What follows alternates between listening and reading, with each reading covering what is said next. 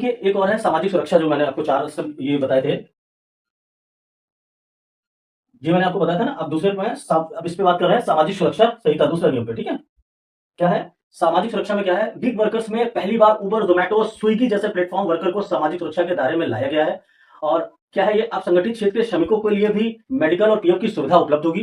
जो मैंने आपको बताया था कि ये आपके मेडिकल और पीएफ, ये 2 चीज़ों की सुरक्षा करता है। सभी क्षेत्रों में समान रूप से लागू होगा। ये मातृत्व लाभ जो भी औरतें होती है ना, ये उनके लिए है। मैटरनिटी लीव के लिए कितने हफ्ते की पेड लीव कंपनी को देनी पड़ेगी, वो भी हम लोग आगे बात करेंगे।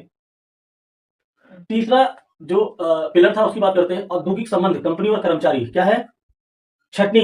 पहले नियम क्या था? पहले नियम था कि अगर 100 एम्प्लॉई या उससे कम की कोई कंपनी है तो उसको सरकार को बताना नहीं पड़ता था, किसी को निकालने से पहले या फिर रखने से पहले, कुछ भी नहीं।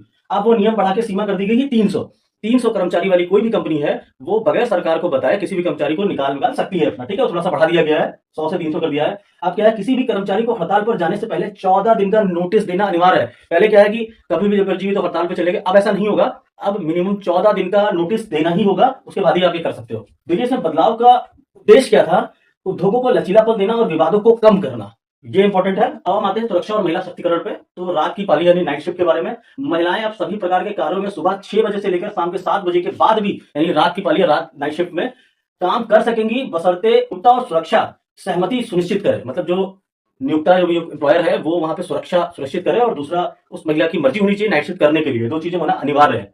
और क्या कहता है? स्वास्थ्य जांच में 45 या उसके ऊपर के जितने भी एम्प्लॉय हैं, उनको जो एम्प्लॉयर है, जो कंपनी है, उसको साल में एक बार फ्री मेडिकल चेकअप कराना ही होगा। ये अनिवार्य है। और ये 45 और उसके ऊपर की उम्र वाले कर्मचारियों के लिए ये उनका अधिकार है, और ये आप मांग भी सकते हैं। साल में एक बार कंपनी को करा के देना ही होगा, ठीक है? अब हम बात करेंगे